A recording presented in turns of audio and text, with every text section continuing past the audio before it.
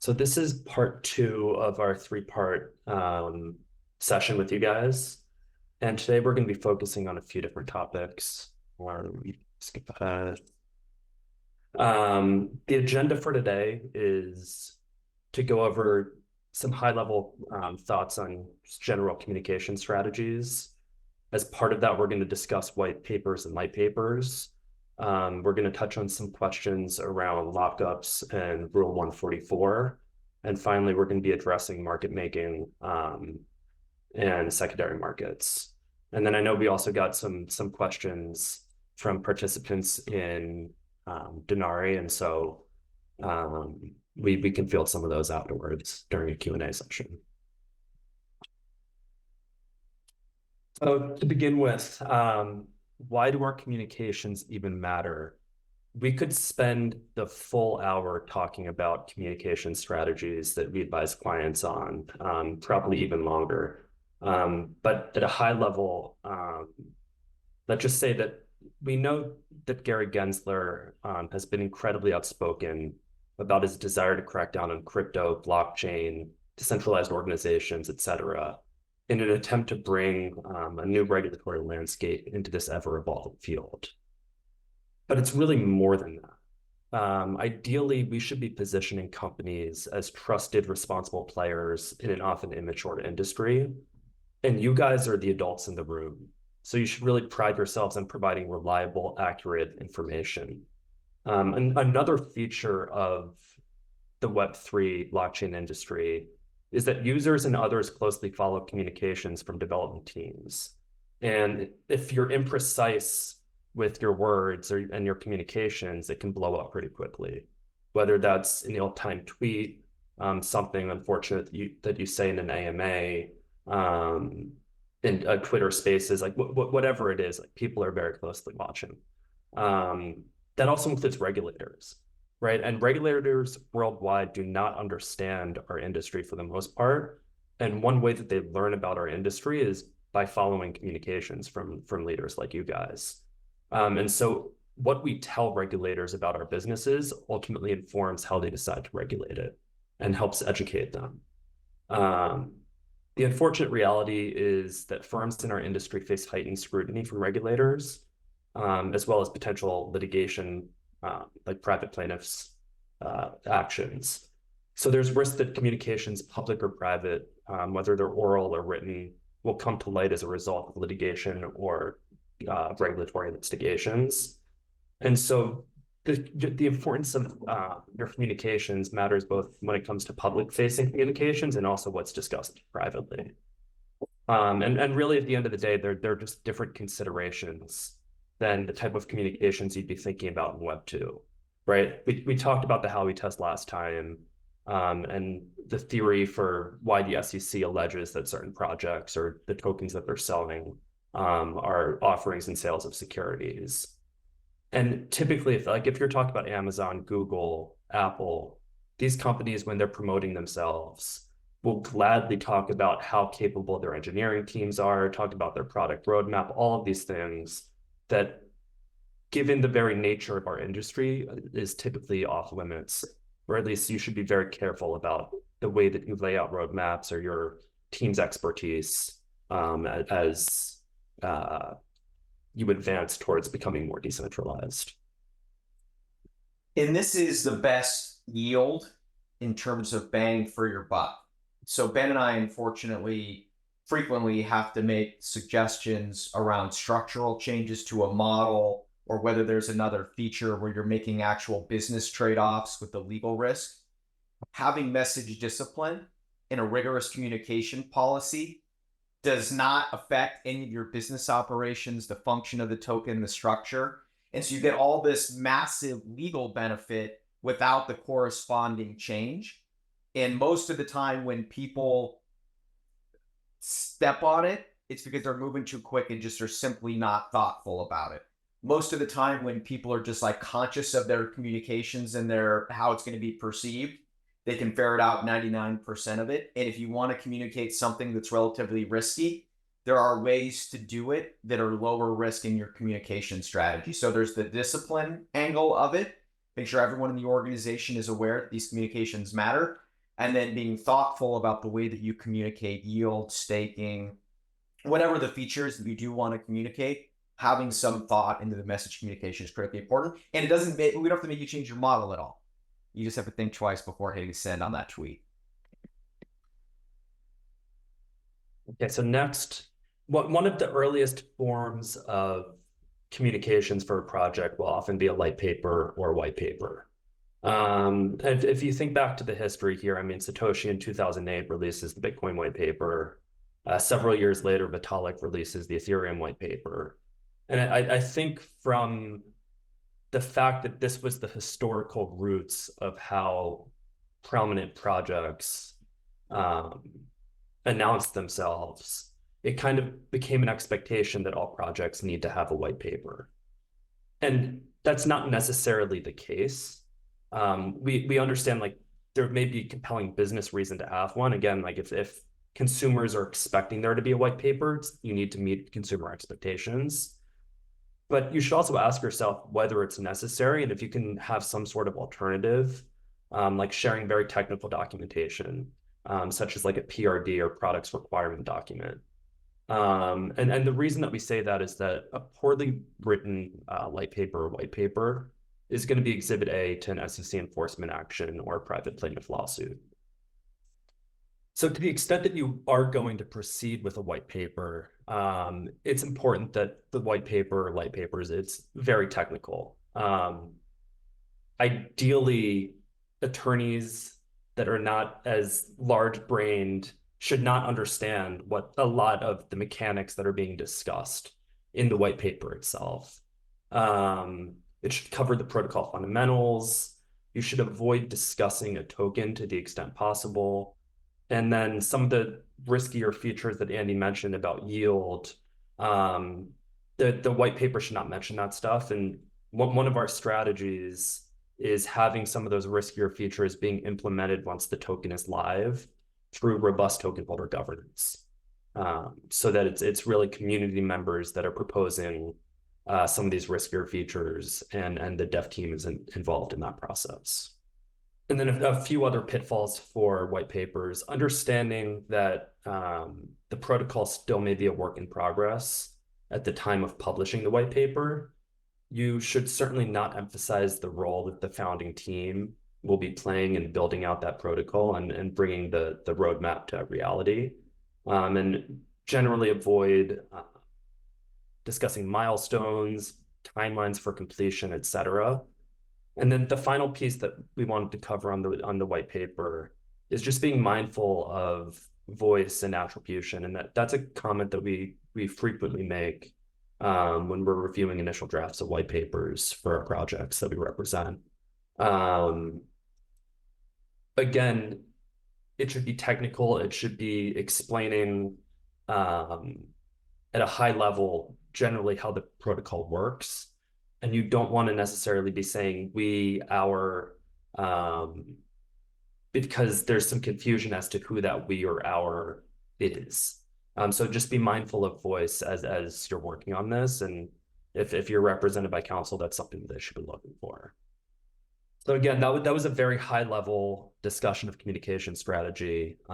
We often advise clients for multiple hours of phone calls just on the topics we just covered, and do like robust reviews of drafts of white papers. But hopefully that provides you guys with some guidance as you're working through that. Next, wanted to quickly cover token lockups in Rule 144. So one thing that we've realized is that founders will often confuse the terms lockup and vesting, or they'll use them interchangeably. And there's a significant legal difference. I just wanted to quickly touch on that. A lockup is simply just a restriction on transfer. So if tokens are subject to a lockup, that means that you rightfully own those tokens, you just can't transfer them. And it could be that they're subject to a programmatic lockup. So in some sort of smart contract that will trickle into your wallet over time as the tokens unlock. Or they're just subject to contractual lockup, meaning that you, in an agreement, you agree that you won't transfer the tokens for a certain period of time. Vesting is different. Vesting is tied to some sort of condition, whether that's service-based or performance-based. And until the tokens have vested, there's still a substantial risk of forfeiture that you don't that you will never own the tokens. And so this gets into like filing 83Bs if you're familiar with doing that when you got equity in your business initially. But again, just a different concept. And a lot of times founders will refer to vesting when they really refer to lockup. Vesting typically only applies to tokens and equity that are held by the founding team, or that your a project, whether that's your devco or some other entity in your ecosystem, is granting to some sort of service provider, where the vesting should be tied to time-based vesting. So over a certain period of time, or performance-based as they achieve certain milestones under the agreement. As far as lockups, we typically see a 4-year lockup with a 1-year cliff that's tied to a token generation event. That does not mean that this is the only lockup that's out there. Obviously, people deviate from this all the time. The 1-year cliff means that until hitting whatever the period of the cliff is, here 1 year, none of the tokens are transferable. They're all still locked. And then once you hit that cliff, whatever percentage of the tokens that would have unlocked but for that cliff over that period all unlock on the date that the cliff is hit. So in the case of a 4-year lockup with a 1-year cliff, at that 1-year mark, 25% of the tokens become unlocked. And then typically it's linear unlocking thereafter. That unlocking can be monthly, it can be daily, it can be quarterly. There's flexibility with how you structure that. As far as why you have the cliff, one, there's compelling business reasons for doing so. Because one thing you want to avoid is insiders or investors that have tokens dumping on retail. We found that this can destroy even the best of projects. The other reason is to comply with securities laws. And the 1-year cliff aligns with Rule 144, as we'll discuss in subsequent slides. So as a brief refresh from our last session, under the Securities Act 1933, an offering of securities generally requires either registration of the securities that are being offered or an exemption from registration. And the definition of securities under the Act includes investment contract, which is the hook that the SEC has used to argue that tokens or digital assets are securities. This next slide just touches on the Howey test again. So an investment of money in a common enterprise with an expectation of profits from the managerial or entrepreneurial efforts of others. And again, that's the test for determining whether something is an investment contract and therefore a security. Which brings us to Rule 144. This is known as a distribution safe harbor.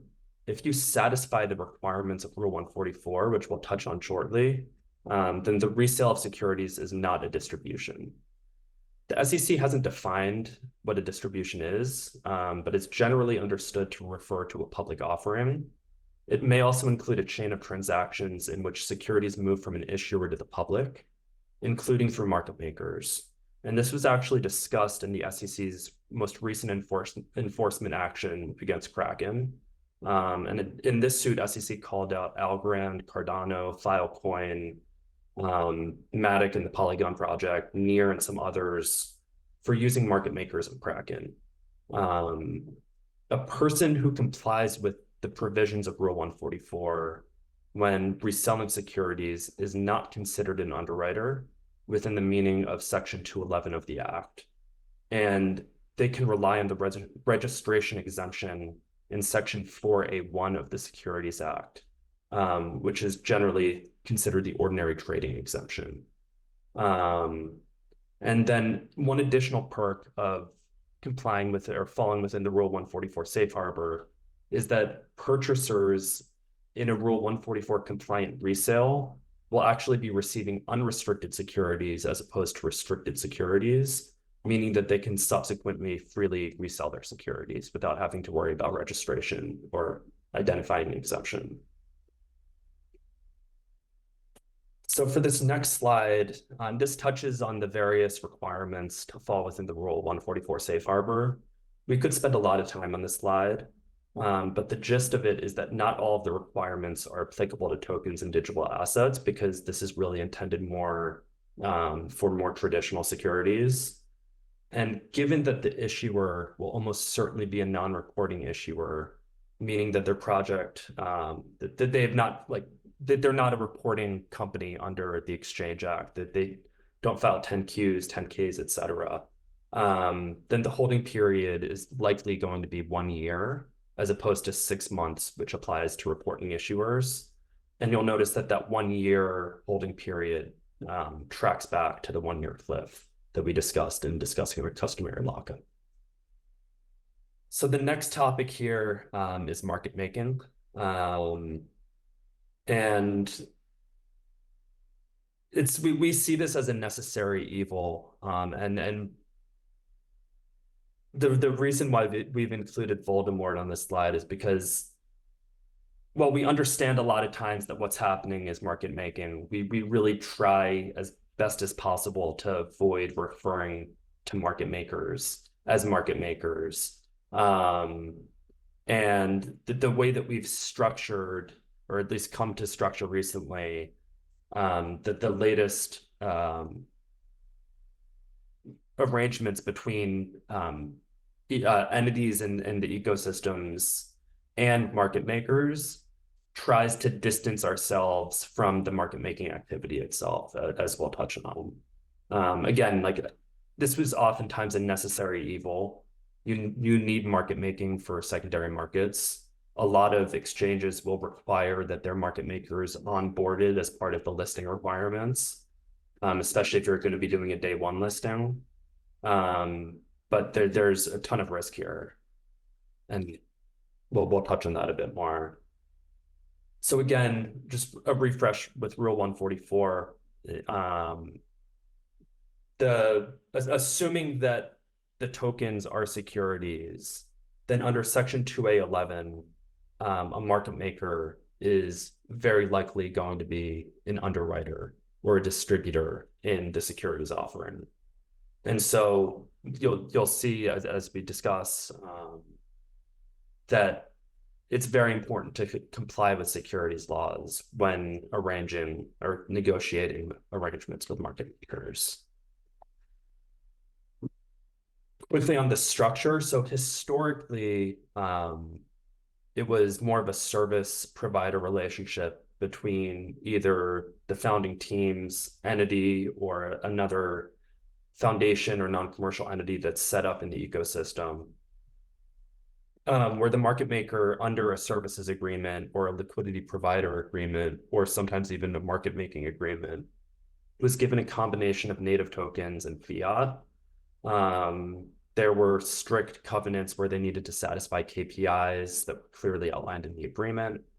And this was largely so that the market maker could go out, create buy-side pressure for the token, which looks an awful lot like market manipulation.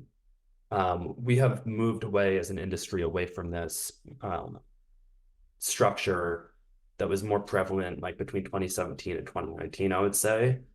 And now the state-of-the-art structure is having having this arrangement structured pursuant to a loan agreement. So instead of getting a combination of a project's native tokens and fiat, now market makers typically are just receiving a loan of the project's native token. So they're structurally short when they get that loan. And then to balance being structurally short, there's a call option that is baked into the loan agreement. And the price of the call option and the terms around the call option are heavily negotiated with the market makers. They're often tied to VWAP, but there are other ways to calculate it and come up with that the price for the call option. One of the benefits of this structure is that under this construct, the market maker is acting as a principal rather than acting as the agent in a service provider relationship with the foundation or the dev team. And some key considerations when thinking through structuring. One is, as mentioned previously, given that if the tokens are deemed securities, the market maker is going to be seen as an underwriter most likely. It's of utmost importance that you comply with securities laws. So one of our strategies, it's not the only one that we use, but we encourage our clients to have Reg S reps baked into the loan agreement, which means that the market makers are really limited to working with offshore non-US exchanges for the duration of whatever the distribution compliance period is in the loan agreement. Can be as short as 40 days. It can be as long as 1 year. It depends on the founding team and the foundation's risk profile. And another one is you want to limit what the borrower can do, the borrower here being the market maker, what they can do with the tokens. So they're really limited to using it in connection with their ordinary course of business. But at the same time, you want to include restrictive covenants in there so that they can't just go out and manipulate the market. And again, ideally, we wouldn't need these arrangements at all. I mean, we have some clients that have moved away completely from this. They have a large enough airdrop to users of the protocol, and they allow markets to kind of develop naturally as those users buy and sell tokens. But we understand that there's oftentimes a business need for having and negotiating with market makers, and it's just a matter of understanding that this is a very risky aspect of gearing up to launch your token.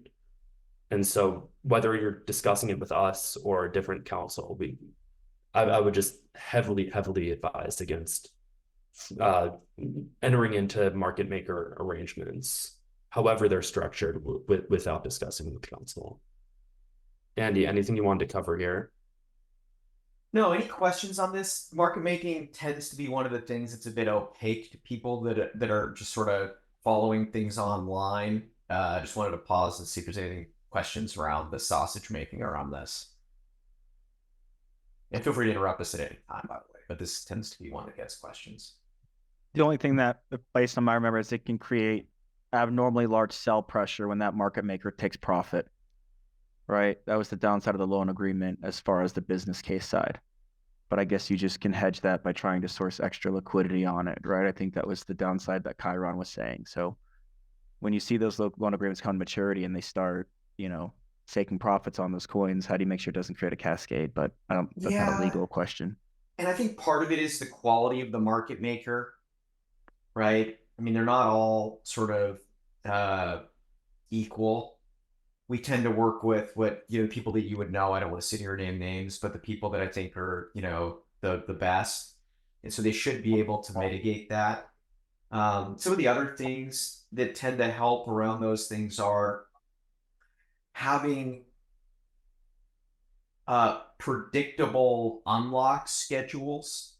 So dovetailing with a couple of issues. So one of the things that market makers have asked me to do was to communicate out into the, our ecosystem, that there was a trend there where we were doing smart contract deployments with a block by block or perpetual unlock. And that makes their job more difficult. They actually prefer having sort of predictable monthly, quarterly, big annual unlocks. And so there was this trend there for a while where we were doing a smart contract deployment where they were streaming, lots of different words around that. And so when you're having your conversations with a market maker, we always recommend talking to a couple of different ones, the people that are high quality with experience, and just having sort of a frank conversation with them about, obviously we're not trying to, we want the price to be whatever the price is going to be. We're not manipulating the price. That's a very different thing. But we do want the market to have liquidity and therefore to have smooth pricing as long as there is liquidity. So yeah, it's an issue. Those are just some of the things that you can do to sort of alleviate some of that. I have a question. Do you prefer, just at a very high level, do you prefer teams work with a market maker in lieu of seeding their own liquidity or relying on community to seed liquidity at token launch? It's a good question. Normally what happens is it's all of the above. But if from a legal perspective, so let me go back into the lore. So in the early years, we were very conservative around this, and we would oftentimes do a waiver of a lockup with a whale.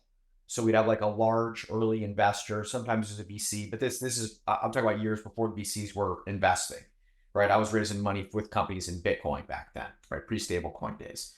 And we would have a whale that we would do a strategic unlock of the waiver, and then they would coordinate with a market maker then, right? And that was sort of the best way that we could do it. Now that ended up not being able to scale and not being the industry practice, but it's nice when you can do it that way.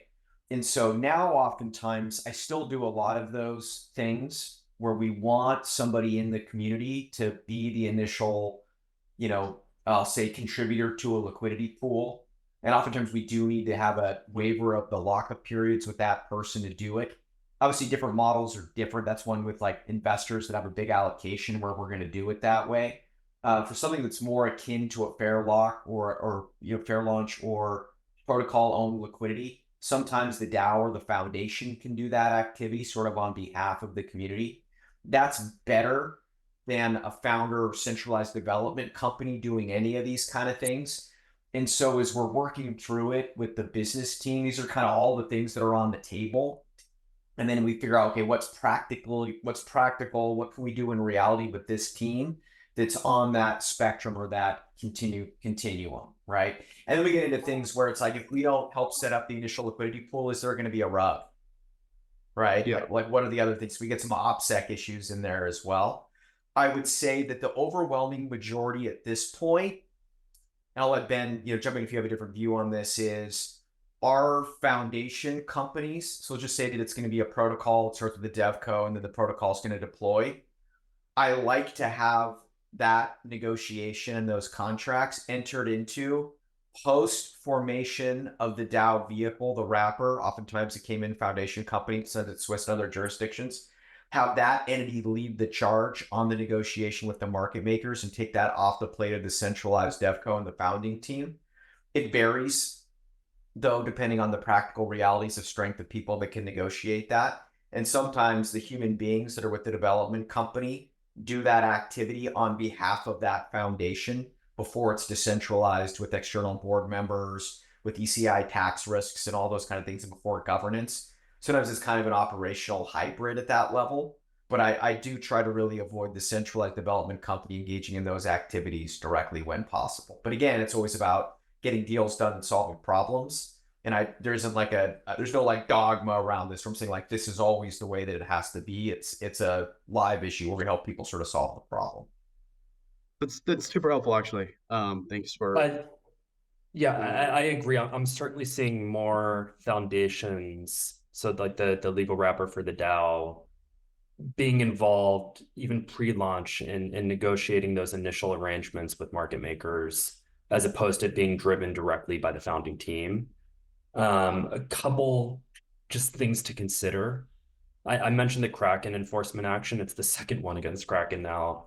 But the SEC has also gone after Binance. They've gone after Coinbase. I'm sure you guys are all aware. They're going after all of the exchanges. And so to the extent that you're communicating with an exchange, you should expect that whatever it is you're putting in writing is going to be discovered by the SEC or some other regulatory agency. In the recent Kraken enforcement action, again, they specifically called out market makers. And so we've been saying for years, like market makers will be one of the next attack vectors that regulatory agencies will go after just because they have information on so many projects. But in the same way that you should assume when communicating with exchanges that all of your communications are going to be discovered, you should have the same assumption when it comes to market makers. And anytime you're having those communications, I mean, none of that is subject to attorney-client privilege.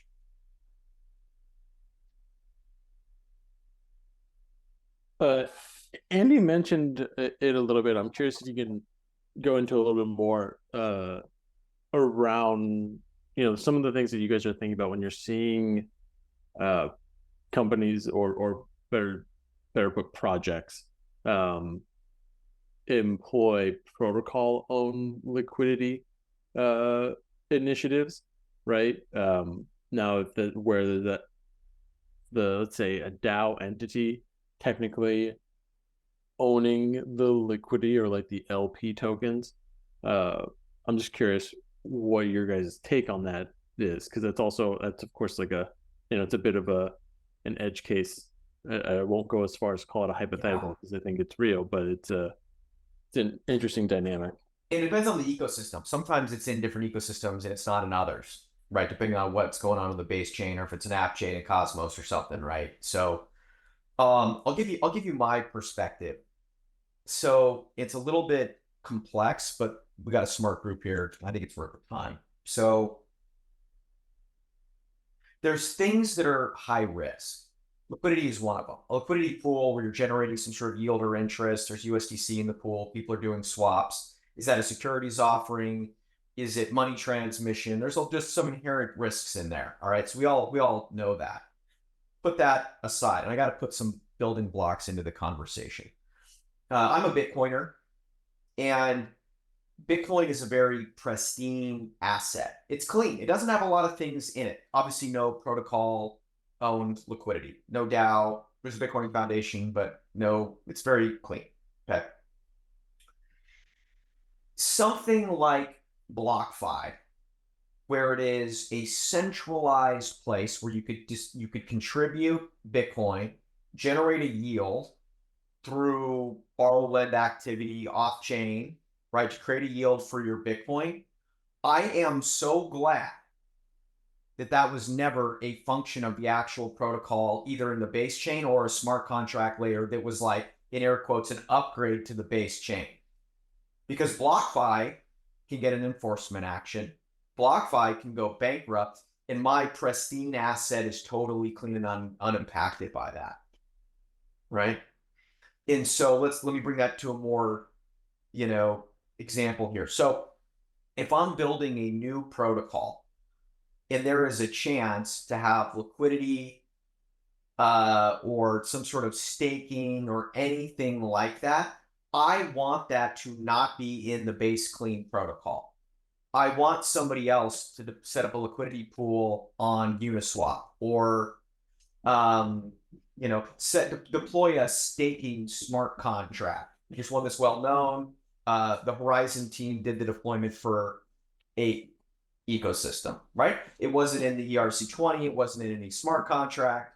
You can read all the DAO governance. The community voted in. Horizon stepped up and deployed the smart contract. It hosted a GUI, right? That segregates some level of risk staking and quarantines it away from the base infrastructure.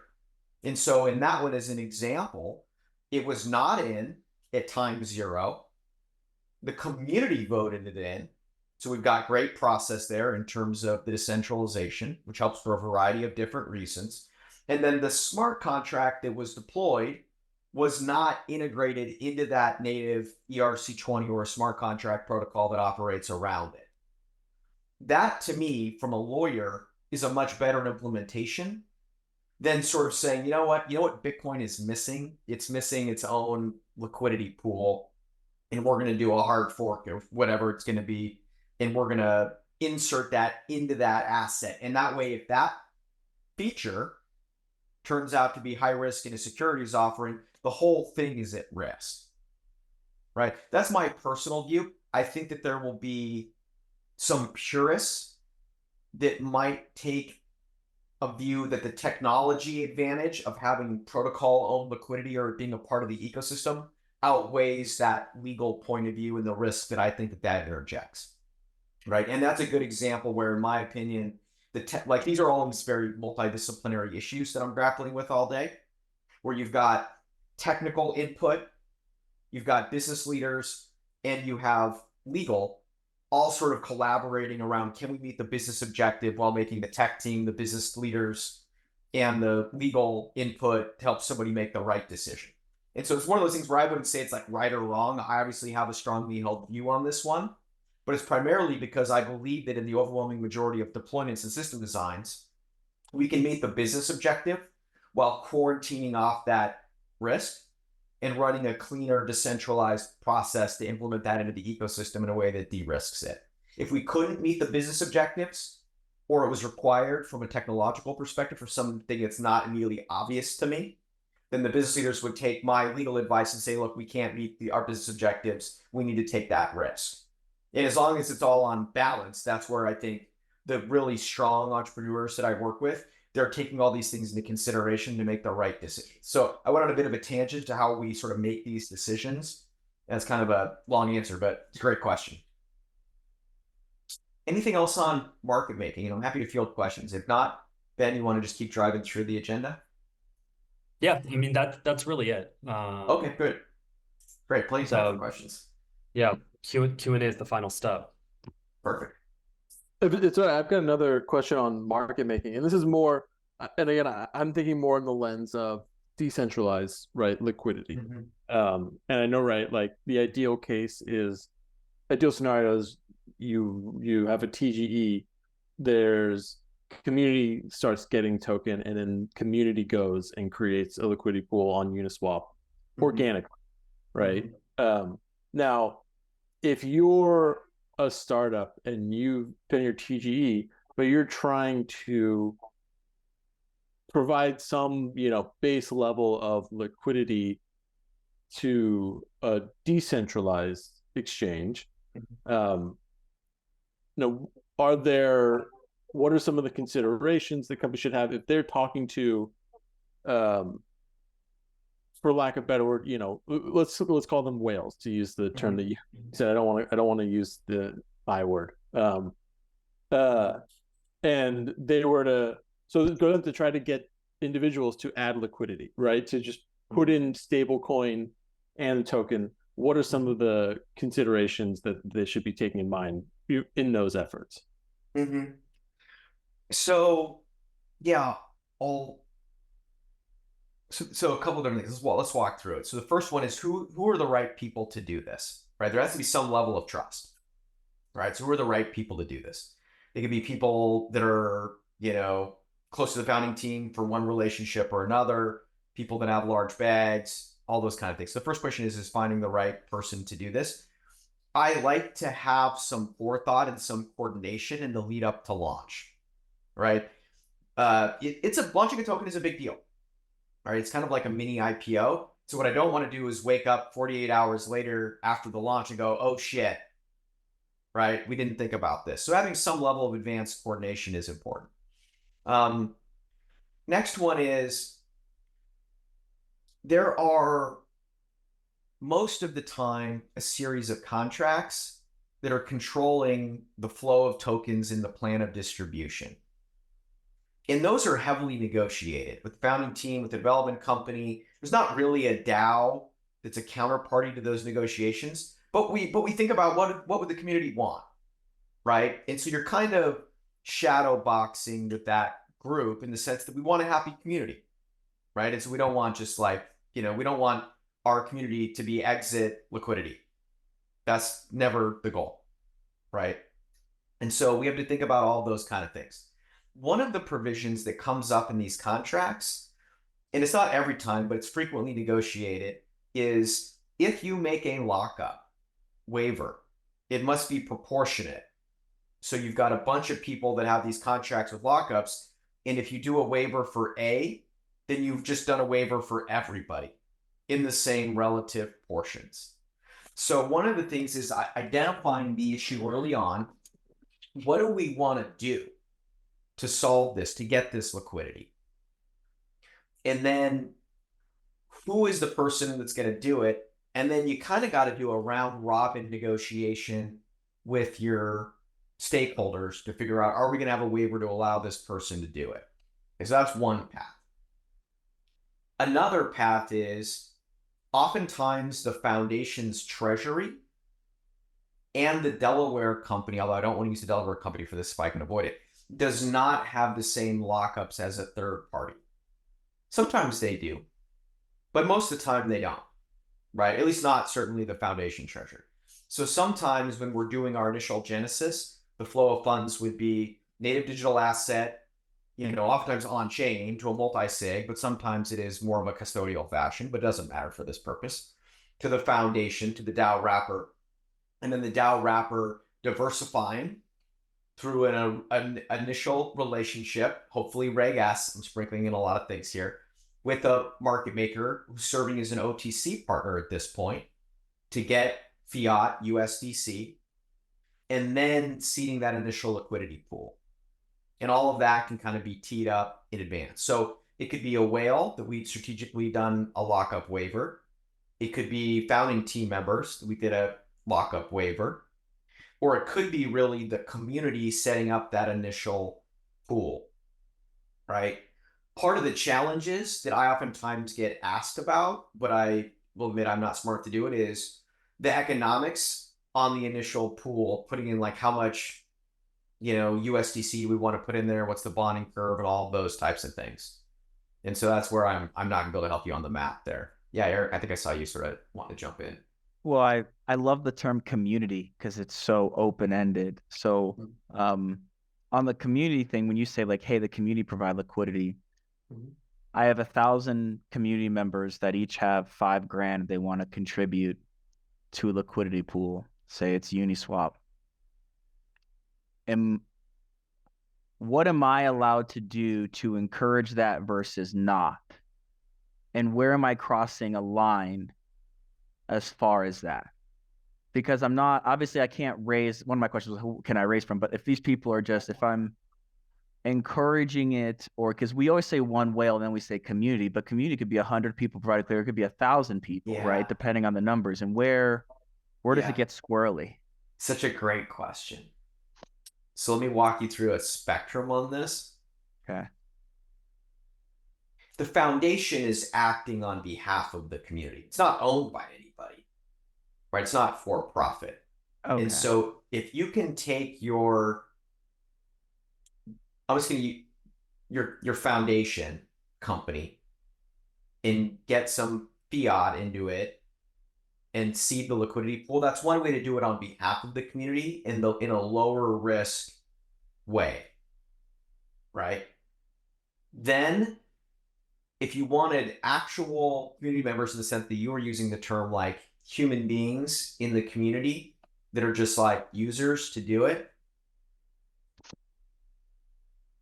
your risk is going to proportionately scale with the number of people that you communicate with to do this.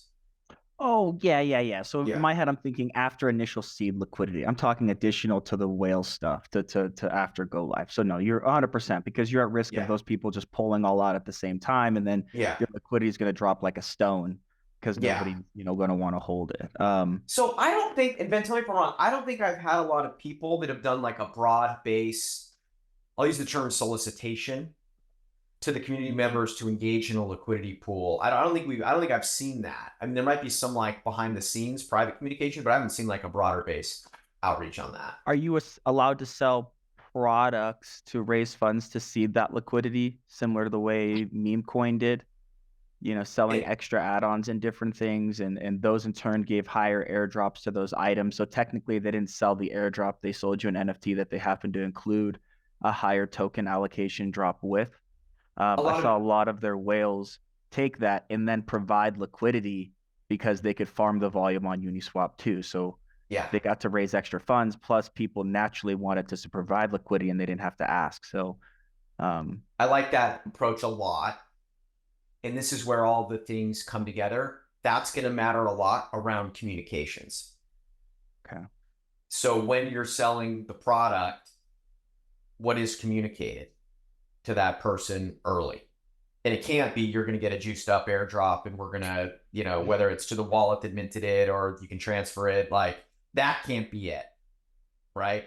But with gaming system designs that I build, oftentimes, and I'm, none of this would be identifiable, talking at a very high level, oftentimes we want to sell an NFT early.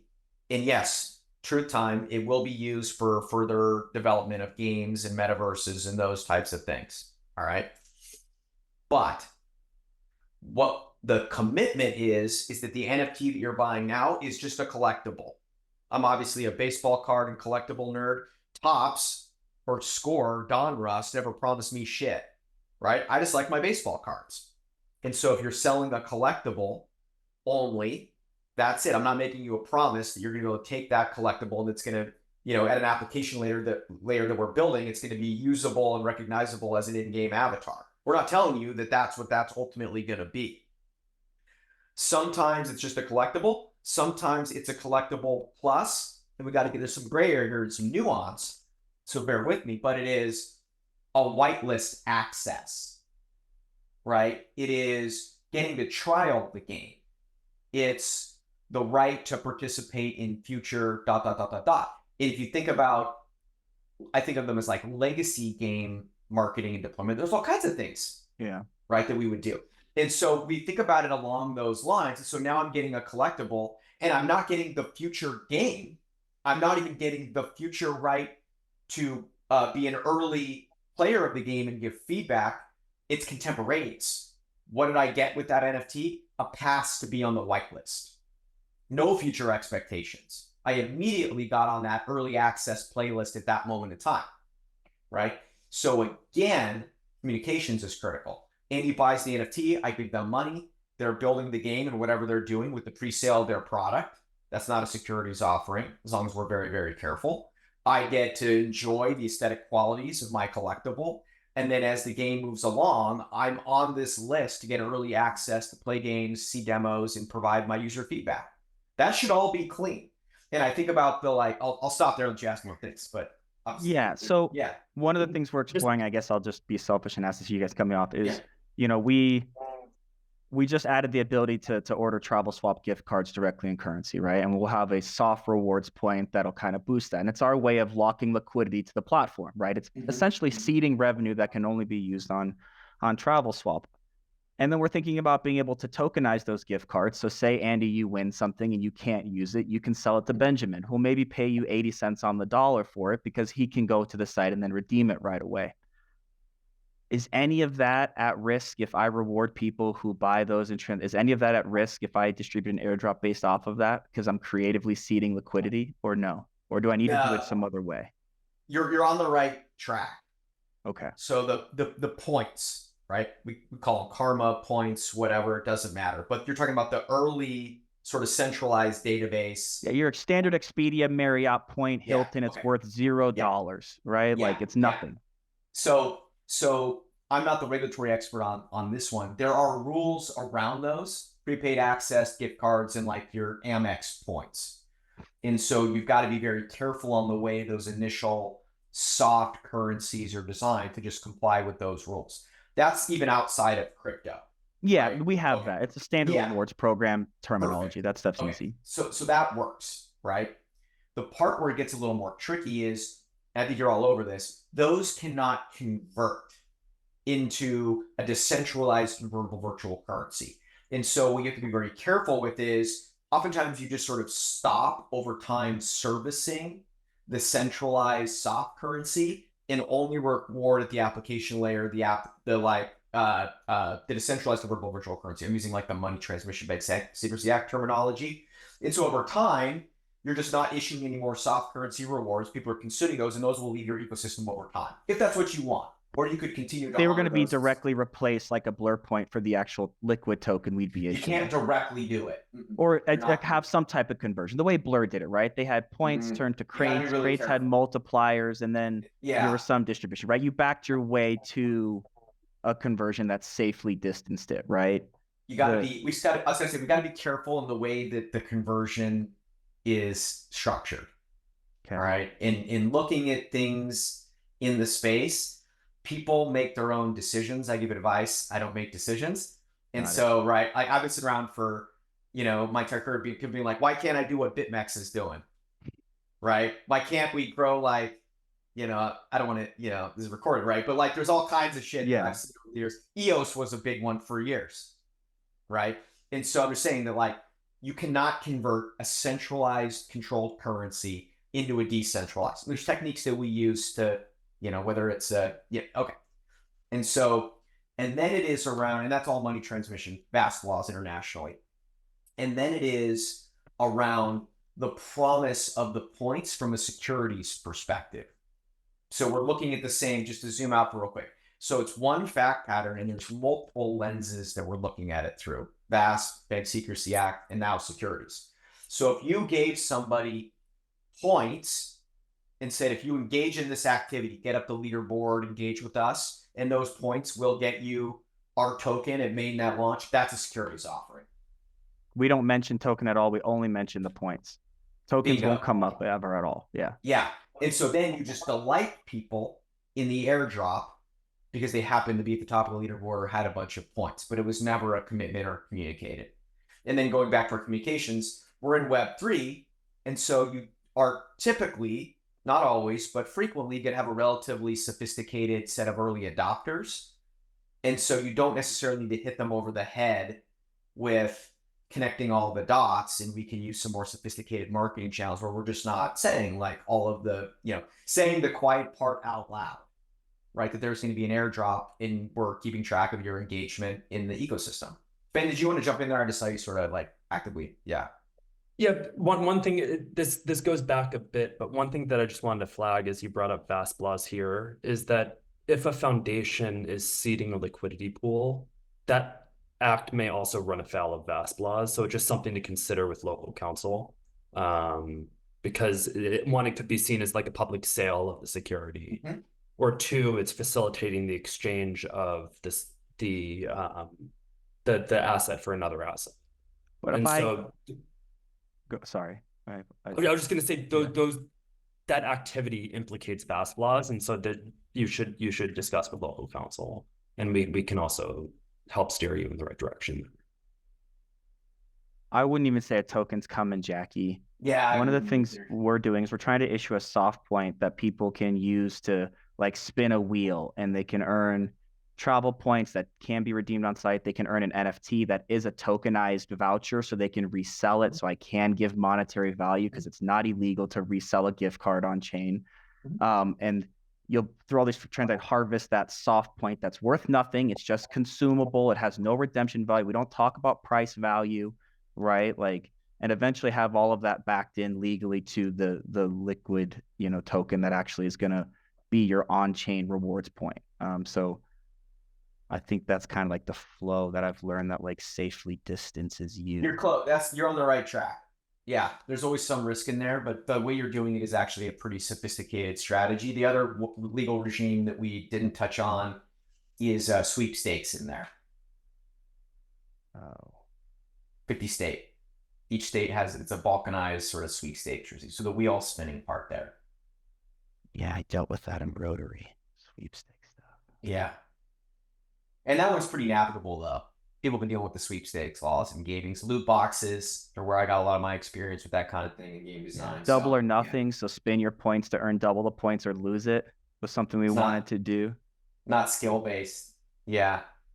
And not my area piece, but yeah, go ahead, Vince.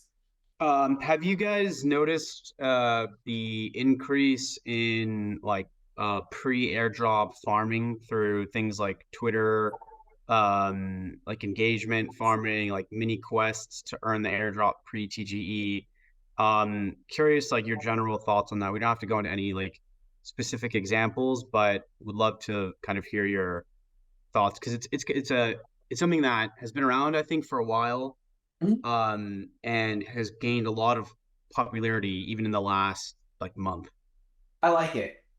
Okay. Yeah, as a short answer, I like it. So it's one of those things where everything we do, just the way my brain works, there's always like a flow chart where it's, are we going to do absolutely nothing and stay completely silent and in a cave until launch? If the answer is yes, great. I'm a happy lawyer. I can sleep well at night. That's fine. If the answer to that is no, we're going to do some guerrilla marketing. I want as much active participation.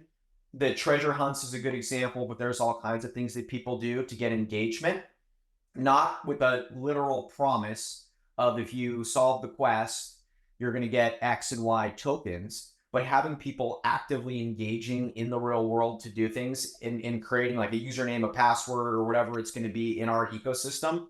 And then having that tracked sort of privately or even in like a leaderboard, but not dovetail to the airdrop, and then rewarding people for engagement. That's good. Again, I won't use names, but you see that also with like L2s that are attracting DeFi protocols, or excuse me, DeFi applications, right? You don't see us announce why certain DAOs or certain applications got larger airdrops than the others, but we're tracking TVL and usage and all those kind of things, and that's what's driving it. And I love it when it's active. And so you're describing the same principles, but with a model that's more consumer focused. And so that would be an example of, I think, a well thought through strategy to engage with consumers. Is it better than not doing anything? Of course not. But ships were made to leave the harbor, right? So you're going to have to take some risk. Yeah. I guess like part of the question was in the context of points. Like people do these tasks to earn points, and then the logical step is that the points would convert to a token. Yeah. And so we like that. Okay. Comply with the soft currency rules. Yep. Which are navigable. I mean, it's not insane, right? Have the appropriate, the GUI layer, game layer, whatever you're doing, the right click-throughs, and people understand what it is, right? Oftentimes there's a strategy where those die on the vine, where you just don't service them after, but no, not a requirement to do that. When you are rewarding people, make sure we're clear that we're not converting. It's just that it's just turned on the faucet over here and left it alone over there. People got their hats and whatever, they did post launch. And then keep an eye on sweepstakes when people are engaging in, spinning the wheel or other games of chance or how they're earning the points. That's all good. Navigable. And the key around this, where I'm going to be redundant, where Albertson always says this, we got to be really thoughtful about the way that we communicate it. You can have the most airtight, centralized DB points and have the sweepstake loss. If you're communicating it is just very aggressive, or not even aggressive in the way that you thought about it and made an aggressive communication strategy, but didn't spot the issue, and you're rocket ship emoji, there's all my legal work and brain power and the genius that I am doesn't mean anything if you rocket ship emoji this, right? Like that's all the regulator and the private plaintiff are going to see. And yeah, we'll have our day in court, but the process is the punishment, even if you win. And I'm 4 minutes late. I'm getting chased. I don't know, Ben, if you can stay on, but I got no. I'm getting chased for the next one too. Oh, yeah. Okay, cool. Yeah. Sorry about that. I didn't realize. No, these are great questions. I wish I could geek out on this all day, but alas, got to geek out on some other group. Thanks, guys. Really appreciate your time, and we'll see you at the next one. Likewise.